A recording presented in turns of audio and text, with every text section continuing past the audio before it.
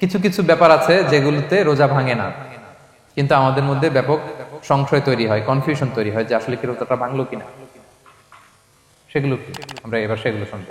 3 নম্বর sub পয়েন্টটা তো clear যে কিছু কিছু কাজ আছে যেগুলো করলে আসলে রোজা ভাঙে না। Things or actions that don't invalidate the fast, এটা আপনার রোজা ভাঙবে না। সেগুলো কি? এক নাম্বার হচ্ছে ভুল করে যদি কেউ খায়, যেটা আমাদের আগের পয়েন্টে আমি ক্লিয়ার করে দিয়েছি, অথবা জোর করে যদি কাউকে খাওয়ানো হয় তার রোজা ভাঙবে না, এটা আপনারা ইতিমধ্যে জেনেছেন। একটা হাদিস শুনে সহিহ বুখারী, রাসূল সাল্লাল্লাহু আলাইহি ওয়াসাল্লাম বলেছেন, মান নাসিয়া ওয়া হুয়া সাইম ফাআকালা আও শারিবা, রোজা অবস্থায় কেউ যদি ভুল করে খেয়ে ফেলে, ফালিউতিম্মা সাওমা, সেজন্য তার রোজা পূর্ণ করে, তার রোজা ভেঙে গেছে মনে করে সেজন্য খাওয়া শুরু না করে, সেজন্য রোজা পূর্ণ করে। কারণ ফাইন্নামা আতআমাহুল্লাহু ওয়া সাকা, কারণ আল্লাহই তাকে খাইয়েছে, আল্লাহই তাকে পান করিয়েছে। কিন্তু ভুল করে খেয়ে ফেলছেন, এটা তো আপনার হাতে ছিল না। তাহলে ভুল করে খেলে তার রোজা ভাঙবে না, কাজা কাফারা কিছুই লাগবে না, জাস্ট ইউ কন্টিনিউ ইউর সিয়াম। ওকে। 2 নাম্বার হচ্ছে এটা বিবাহিতদের জন্য, যেহেতু most of the audience are 18+, কোনো অসুবিধা নাই। আর ইসলামে কথাগুলো আসলে বাঁচতে হলে জানতে হবে না। সেটা হচ্ছে আমরা শুনেছি যে বিবাহিতরা ফিজিক্যাল ইন্টারকোর্স যদি করে, দেহ থেকে সিমেন আউট হলে রোজা ভেঙে যায়, কিন্তু স্বাভাবিক মেলামেশাতে রোজা ভাঙে না। কিস করা, হাগ করা হাজবেন্ড ওয়াইফের মধ্যে, এই যে সখ্যতা, এই ব্যাপারগুলো যদি দিনের বেলায় ঘটে এতে রোজা ভাঙে না। ব্যাপারটা বুঝতে পেরেছেন না সবাই? একটা দলিল শোনেন। আমাদের আয়েশা রাদিয়াল্লাহু তাআলা আনহা বলেন, কানা নবী সাল্লাল্লাহু আলাইহি ওয়াসাল্লাম ইয়াকাব্বিলু ওয়া হুয়া সাইম, রমাদানের রোজা অবস্থায় তিনি আমাদেরকে কিস করতেন, ওয়া ইউবাশিরু, আমাদেরকে হাগ করতেন, ওয়া হুয়া সাইম, রোজা অবস্থায়। এতে রোজার কোনো সমস্যা হতো না, তবে এটা রিকমেন্ডেড না। স্বামী স্ত্রীর একান্ত মেলামেশা দিনের বেলা রিকমেন্ডেড না, কারণ এটা থেকে সে সেক্সুয়ালি এক্সাইটমেন্টের দিকে চলে যেতে পারে, ফলে ভুল করে সে এমন কাজ করে ফেলতে পারে যেটাতে তার রোজাটাই ভেঙে যাবে। আর ইচ্ছা করে রোজা ভাঙলে কি করতে হয়? কাজাও কাফারাও, খবর আছে না? সেজন্য এটা খেয়াল রাখতে হবে। 3 নাম্বার, এটাকে আরবিতে বলে আল ইহতিলাম, ওয়েট ড্রিম, বাংলায় বলে স্বপ্ন দোষ। ঘুমের মধ্যে এমন কিছু দেখলেন ফলে আপনার সিমেন আউট হলো, আপনার রোজা ভাঙবে না, কারণ এটা কি ইচ্ছা করে করছেন আপনি? এটা কার হাতে? আল্লাহর হাতে। এতে রোজা ভাঙে না, শুধু আপনি ঘুম থেকে উঠে ফরজ গোসলটা করে নিলেই হলো। প্রিয় ভাইরা, মুসলিম কমিউনিটির ভাইরা, কথা কি বুঝতে পারতেছেন? আচ্ছা। 4 নাম্বার হচ্ছে ব্লাড টেস্ট। অনেকে বলে যে হুজুর ব্লাড টেস্ট করা যাবে কিনা রমাদানে? ব্লাড টেস্ট করা যাবে। ব্লাড টেস্ট করলে রোজা ভাঙে না, এটা খুবই জরুরি একটা মাসালা, প্রায় আমাদের লাগে। 1-2 সিরিঞ্জ ব্লাড নিলে ভাঙে না, তবে যদি অনেক বেশি অ্যামাউন্টের ব্লাড নেয়, এতে যদি আপনি ক্লান্ত হয়ে পড়েন, সেক্ষেত্রে আপনি রোজা ভাঙতে পারবেন, পরে কাজা করলে হবে। 5 নাম্বার হচ্ছে অনিচ্ছাকৃত বমি। এটা আমি আগেও ক্লিয়ার করেছি যে ইচ্ছাকৃত বমি করলে রোজা ভাঙে, কিন্তু অনিচ্ছাকৃত যদি বমি চলে আসছে, ভমিটিং হচ্ছে, আমার রোজা ভাঙবে না। 6 নম্বরে নোজ ব্লিডিং, নাক দিয়ে অনেকে রক্ত পড়ে না, নাক দিয়ে রক্ত ঝরলে মানুষের রোজা ভাঙে, আনলেস যদি অনেক বেশি অ্যামাউন্টের হয়, আপনি ক্লান্ত হয়ে পড়েন, তখন তো আপনি রোজা ভাঙতে পারবেন। 7 নাম্বার, রোজা রেখে দাঁত ফেলতে পারবো কিনা? জি, রোজা রেখে আপনি আপনার দাঁতকে রিমুভ করতে পারবেন, খুব বেশি যাতে রক্ত বের না হয় সেটা আপনি খেয়াল রাখবেন। দাঁত ফেললে যে রক্ত বেরোয় এতে রোজা ভাঙে না। 8 নম্বর পয়েন্টটা খুবই গুরুত্বপূর্ণ, এটা খেয়াল করে শুনতে হবে। কান দুইটা খরগোশের কানের মতো খাড়া করে শুনেন, খুব মনোযোগ দিয়ে। 8 নম্বরটা হচ্ছে ইনজেকশন। রোজা রেখে ইনজেকশন দেওয়া যাবে কিনা? কিছু কিছু ইনজেকশন দেওয়া যাবে, কিছু কিছু দেওয়া যাবে না। কোনগুলো দেওয়া যাবে না? এনার্জেটিক ইনজেকশন দেওয়া যাবে না। যে ইনজেকশনে ফুড সাপ্লিমেন্টারি আছে, যেটার মধ্যে নিউট্রিশন ভ্যালু আছে, এই ইনজেকশন গুলো দেওয়া যাবে না। এমনও ইনজেকশন আছে যেটা দিলে 7 দিন আপনার আর খাওয়া লাগবে না, একেবারে তরটা যাবে, এরকম ইনজেকশন দেওয়া যাবে? তো আপনি সিস্টেম করে খাইলেন কেমন জানো, তাই না? আপনি অন্য ওয়েতে দেহে এনার্জি ইনপুট করলেন, এটা করলে রোজা ভেঙে যাবে। তাহলে food supplementary injection, nutrition value আছে এরকম injection, energetic injection, energy boost up করে এরকম ইনজেকশন দিলে রোজা ভেঙে যায়, এগুলো দেওয়া যাবে না। কিন্তু পেইন কিলার যে ইনজেকশন গুলো আছে এটা দিতে পারবেন। পেইন কিলার ইনজেকশন দিতে পারবেন, অ্যান্টিবায়োটিক ইনজেকশন দিতে পারবেন, অ্যানেস্থেটিক ইনজেকশন দিতে পারবেন, এই জাতীয় মেডিকেশন ইনজেকশন গুলো দিতে পারবেন।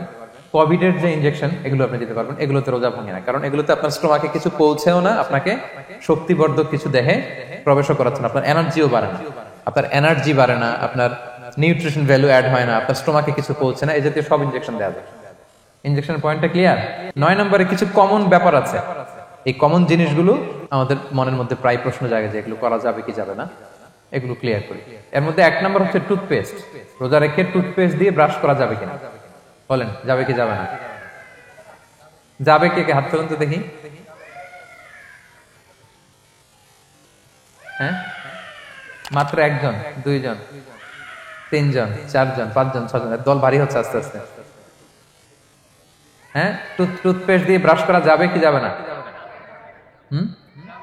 যাবে মাত্র 5 জন। আর যাবে না কয়জন দেখি? যাবে না, অনেকে যাবে না। অনেকে হাত তুলে নেই, ভাবছে কোন জায়গায় হাত তুলে কোন বিপদে পড়ি। চুপচাপ দেখি যে কোনটা জিতে। যাবে না? যাবে না, দল ভারী না? যাবে? এই সুন্দর বলছে, যাবে, কিন্তু না করাই ভালো। হ্যাঁ হ্যাঁ, যাবে। টুথপেস্ট দিয়ে ব্রাশ করলে রোজা ভাঙে না, তবে যদি খুব স্ট্রং টুথপেস্ট হয় এগুলো ব্যবহার না করা ভালো। দিনের বেলায় মেসওয়াক করা ভালো। হ্যাঁ, মেসওয়াক করলে ওইটা সবচেয়ে সেফ। তবে যদি আপনি টুথপেস্ট দিয়ে ব্রাশ করেন আপনার রোজা ভাঙবে না ইনশাআল্লাহ। কেউ কেউ মাকরু বলেছেন, কিন্তু আপনার রোজা ভাঙবে না। মাউথ ওয়াশ সেম, যাবে, কিন্তু রেকমেন্ডেড না। হ্যাঁ, গার্গল করতে গেলে আবার ভিতরে চলে যাবে। সিম্পলি কুলি করা যাবে, কিন্তু আপনার রোজা ভাঙবে না। কিন্তু দিনের বেলায় আমরা টুথপেস্ট, মাউথ ওয়াশ এগুলো ইউজ না করে কোনটা সাজেস্ট করি? কোনটা? মেসওয়াক করেন তো আপনারা? রাসূল সাল্লাল্লাহু আলাইহি ওয়াসাল্লাম বলেছেন, আমার উম্মতের জন্য যদি কষ্ট না হয়ে যেত আমি প্রত্যেক নামাজের আগে মেসওয়াক করা ফরজ করে দিয়ে যেতাম। কষ্ট হয়ে যাবে, পকেট নিয়ে নিয়ে মেসওয়াক ঘুরতে হবে। এবং রাসূল সাল্লাল্লাহু আলাইহি ওয়াসাল্লাম মৃত্যুর আগে ওনার হাতে যে জিনিসটা রেখে উনি শেষ নিঃশ্বাস ত্যাগ করেছেন সেটা হচ্ছে মেসওয়াক। উনি অত্যন্ত অসুস্থ, প্রচন্ড জ্বরে কাতরাচ্ছেন। তখন দেখলেন যে ওনার শ্যালক আব্দুর রহমান রাদিয়াল্লাহু তাআলা আনহু উনি মেসওয়াক করতেছেন, তো উনি ফেল করে তাকায় আছেন, বলতে পারতেছেন না আমাকে দাও। আম্মা জান আয়েশা বুঝতে পারলেন যে রাসূল মনে হয় চাচ্ছেন, উনি এটা নিয়ে এসে নিজে চাবালেন। রাসূল ইসলাম চাবায় যে নরম করবেন এই শক্তিটাও গায়ে নাই। আম্মা জান নিজে চাবিয়ে রাসূল ইসলামের হাতে দিলেন, রাসূল ইসলাম মেসওয়াক করলেন। এই মেসওয়াক করার কিছুক্ষণ পরে তিনি ইন্তেকাল করলেন। আরবাউন মিন সুনানিল মুরসালিন, 4টা সুন্নাত, এটা সব নবীদের মধ্যে ছিল। এর মধ্যে একটা হচ্ছে আসওয়াক, মেসওয়াক। মেসওয়াক করবেন তো আপনারা? আচ্ছা। এরপর রোজা রেখে আতর দেয়া যাবে, কোনো সমস্যা নাই। পারফিউম দেয়া যাবে, সমস্যা নেই। আই ড্রপ দেয়া যাবে, চোখে ড্রপ দেয়া যাবে, আইলাইনার দেয়া যাবে, কাজল দেয়া যাবে, এগুলোতে রোজা ভাঙে না। এরপরে ডায়াবেটিক পেশেন্ট যারা আছে তারা ইনসুলিন দিতে পারবেন, এত রোজা ভাঙে না। এটা আমাদের লাগে না, আমাদের অনেক মুরব্বীদের দিতে হয়, আমাদের আব্বা আম্মাদের। তো এটা আপনারা জেনে গেলেন, ইনসুলিন দিলে রোজা ভাঙে না। এরপরে 10 নম্বর খুব মজার একটা পয়েন্ট, খাবারের যদি লবণ চেক করা হয় এতে রোজা ভাঙে না। তবে ঘরে আপনারা এটা ট্রাই করবেন না, এটা রেকমেন্ডেড না। এটা কখন রেকমেন্ডেড? এটা বড় শেফদের জন্য। লেটস সে রমাদানে 1000 লোকের বিরিয়ানি করা হবে, আল্লাহর বান্দারা রোজাদাররা খাবে, এটা লবণ বেশি হলে খাইতে পারবে? পারবে না। এজন্য যিনি শেফ, প্রধান বাবুর্চি, উনি লবণটা ট্রাই করতে পারবেন, করেই সাথে সাথে কুলি করে ফেলবেন, ভিতরে তো কিছু গেল না, এতে রোজা ভাঙে না। তাই বলে প্রতিদিন ঘরের রান্নাতে আবার এটা করতে যায় না। ঘরে 2 জন, আপনি আপনার হাজবেন্ড ওয়াইফ টোনাটুনি একটা হইলেই হইলো, কি বলেন? লবণ বেশি হবে কম হবে। কিন্তু বড় প্রোগ্রাম, অনেক রোজাদাররা একসাথে ইফতারি করবে, এটা তো লবণাক্ত হইলে খাওয়া যাবে না। তো সেক্ষেত্রে শেফ যদি জাস্ট জিব্বা দিয়ে লবণটা একটু ট্রাই করে নেয় যে অ্যাড করতে হবে না, ঠিক আছে, সাথে সাথে কুলি করে ফেলে, রোজা ভাঙবে না। দলিল কি? দলিল হচ্ছে কাঁচা ডালের মেসওয়াক। রাসূল সাল্লাল্লাহু আলাইহি ওয়াসাল্লাম কাঁচা ডালের জাইতুনের মেসওয়াক দিয়ে তিনি সেওয়াক দিয়ে মেসওয়াক করতেন। তো কাঁচা জাইতুনের আপনারা মেসওয়াক করছেন, এটা কিন্তু অনেক লবণাক্ত, সল্টি, এটার মধ্যে একটা ঝাঁঝালো ভাব আছে। তো এটা আপনার জিহ্বায় লাগলে কি রোজা ভেঙে যায়? ভাঙে। এবং আপনি যদি সমুদ্র অঞ্চলে সফর করেন, সমুদ্রে লেটস সে 1 মাসের, আমাদের এই যে বাংলাদেশে তো এখন এই কি বলে প্রায় 7 লক্ষ টাকা করে দিচ্ছে আমাদের হাজিদের জন্য, হজ করতে হলে প্রায় 7 লক্ষ টাকা লাগবে। তো এরকম ঘোষণাও দেখলাম যে নেক্সট ইয়ার থেকে সমুদ্র পথে যাওয়া যাবে কম খরচে। তো কেউ যদি এমন হয় সমুদ্রের সফরে দীর্ঘ সময়, আপনি অজু করবেন কি দিয়ে? সাগরের পানি দিয়ে। তো সাগরের পানি কেমন? সাগরের পানি দিয়ে আপনার কুলি করতে হবে না?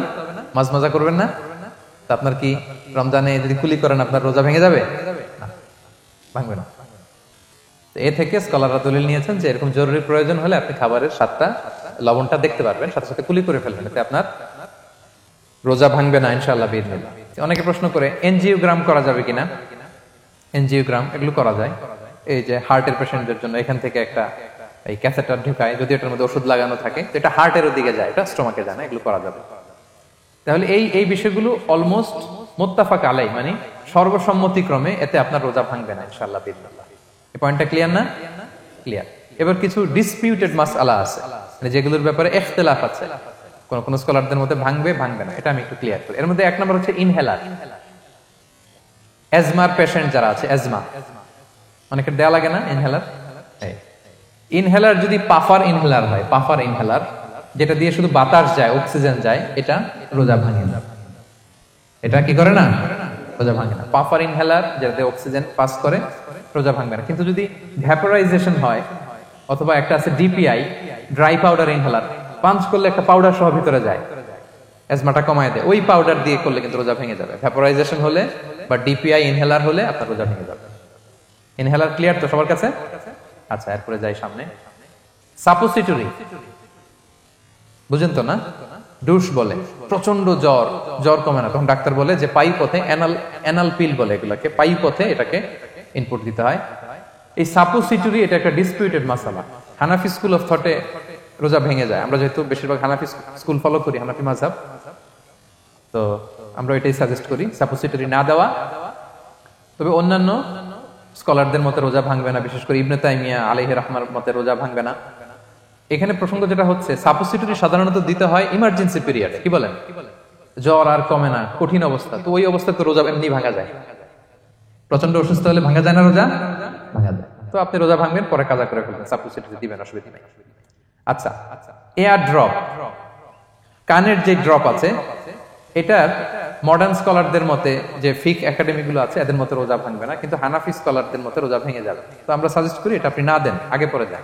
3 নাম্বার, হার্টের পেশেন্টদের একটা ওষুধ দিতে হয়, এটাকে নাইট্রোগ্লিসারিন ট্যাবলেট বলে, জিহ্বার নিচে দেয়, দেওয়ার সাথে সাথে বডি এটা অ্যাবজর্ব করে ফেলে, ওষুধটা থাকে না জিহ্বার নিচে। জিহ্বার নিচে এটাকে প্লেস করলে সাথে সাথে এটা বডি অ্যাবজর্ব করে, এখানে আবার পাম্প শুরু হয়ে যায়। তো হার্ট অ্যাটাক করলে এটা দেয়। আধুনিক যে ফিক একাডেমি গুলো আছে, তাদের মতে রোজা ভাঙবে না, কিন্তু হানাফি স্কুল অফ থটে তাদের মতে যেহেতু সম্ভাবনা আছে কিছু চলে যেতে পারে, যদিও যায় না, হানাফি মাযহাব হচ্ছে খুব ইহতিয়াত অবলম্বন করে, অত্যন্ত বেশি সাবধানতা অবলম্বন করে।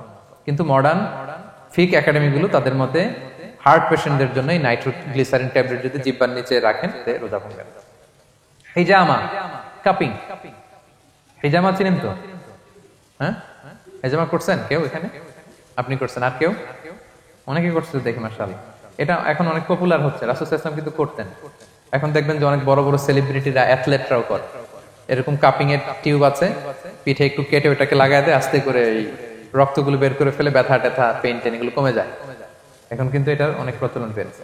হানাফি স্কুল অফ থটে হিজামাতে রোজা ভাঙে না, অন্যান্য স্কুল অফ থটে ভাঙে। তো হিজামা তো ইমার্জেন্সি কিছু না, আমার দিনের বেলায় কেন রমজান মাসে হিজামা করা লাগবে, আমি ইফতারের পরে হিজামা করলাম। আচ্ছা, ব্লাড ডোনেশন করলে রোজা ভাঙবে কিনা, এক ব্যাগ যে রক্ত নাই, ভাঙবে কিনা?